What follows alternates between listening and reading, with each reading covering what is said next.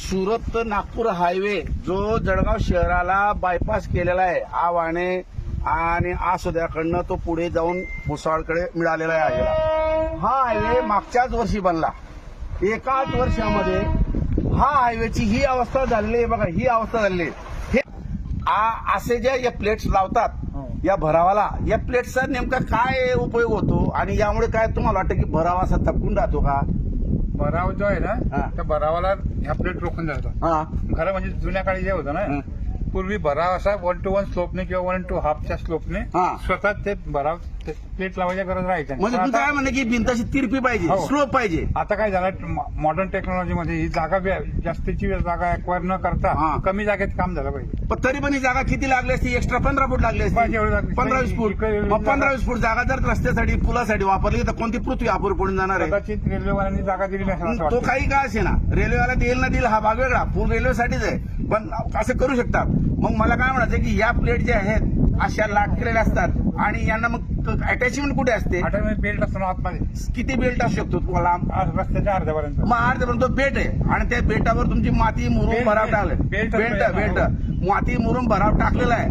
मग तो केव्हाही बी ती बाहेर निघू शकतं की नाही? त्याच्या गॅरंटीच्या बाहेर झाला म्हणजे जाऊ शकतो. काय गॅरंटी काय असते? गॅरंटी काय? घटना घडलेल्या या प्लेटी पडल्या बऱ्याच ठिकाणी पडल्या ना. मग तरी असे प्लेटी लावण्याचा काय उद्देश आहे? म्हणून काय तुम्ही म्हणता तसं स्लोप लावला पाहिजे आणि जसं इंग्रज सरकार असं तिरपा भिंती बांधत होते आणि त्याप्रमाणे काय असेल की ती माती तिरप्या स्लोपने टिकून जाते. अजय कुमार तुम्ही इंजिनियर आहेत, तुमचं काय म्हणणं आहे? प्लेट लावणं कितपत योग्य आहे? प्लेट लावण्यापेक्षा जर कधी पिलर केले असते तर जागा खालची जी तिकडून जी उंची वाचली असते चांगली करता आली असती आणि अजून स्ट्रॉंगेस्ट झालं असतं. कारण प्लेटच्या आतमध्ये जो काही डबर आणि मुरुम टाकलेला आहे हा टेक्निकली जेव्हा वरतून कम्प्रेशनचा वेळेस वाढतो, गाड्यांचा लोड जो वाढतो मेजरमेंटपेक्षा जास्त कॉम्पॅक्शन जास्त होतं आणि बाहेर निघतं. ज्यावेळेस प्रॉपर पॅकिंग झालेलं नसतं.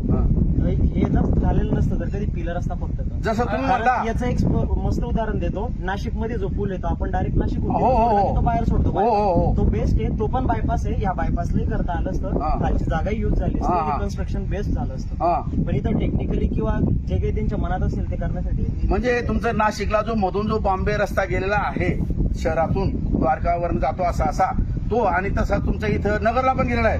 20 वर्ष झाले त्याचा अजून खडा बाहेर निघालेला नाही. म्हणजे काय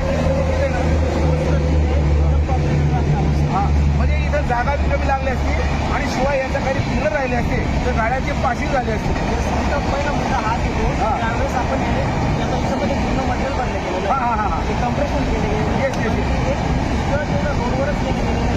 रोड हा फास्ट होणारा कंटिन्यू वाढतो. एका गाडी लोडिंग जास्त असते त्यावेळेस लोडिंग गाडी जर जास्त गेली तर कम्प्रेशन जास्त पडतो. आतमध्ये माती बाहेर निघायला करते आणि अपडेट्स बाहेर म्हणजे जे आता एक्झॅक्टली आपल्याला दिसतं इथं आणि त्यामुळेच आपण हा प्रकार पाण्यामध्ये पावसामध्येच का होता असा प्रकार? कारण पाणी मुरतं का?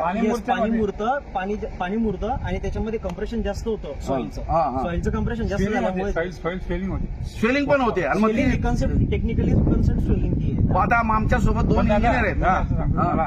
अशा पद्धतीने सुद्धा हे सुद्धा ट्रायल आणि याच्यामध्ये हे सक्सेस झालेलं आहे. पण हे मुळात काम ऍज पर स्टँडर्ड स्पेसिफिकेशन होत नाही. ओके, म्हणून या अशा घटना घडतात. म्हणजे माझ्या समोर 2 इंजिनियर आहेत सोबत आणि यांनी याचं निरीक्षण केले असता असं यांनी सांगितलं की याच्याऐवजी आता हे म्हणतात चौधरी साहेब हे जर काम स्टँडर्ड झालं असतं काळजी टिकलं असतं. म्हणून मी म्हणतो की जर आमदार खासदारांनी ठेकेदाराकडनं कमिशन घेतलं नसतं तर अधिक चांगलं झालं असतं. आणि हे अजय कुमार असं म्हणता की असं भराव करण्यापेक्षा जर पिलर वापरले असते तर त्याच्याने काय असतं की जसं नाशिक शहराच्या मध्यवर्ती भागातून या नगर शहराच्या मध्यभागातून जो काही रस्ता गेलेला आहे पिलर बांधून तो टिकला असता त्याचं नुकसान होत नाही आणि जागाही कमी लागते आणि त्याच्यामुळे जो काही पाण्याचा जो त्याच्यावर पावसाचा जो परिणाम होतो तो होत नाही.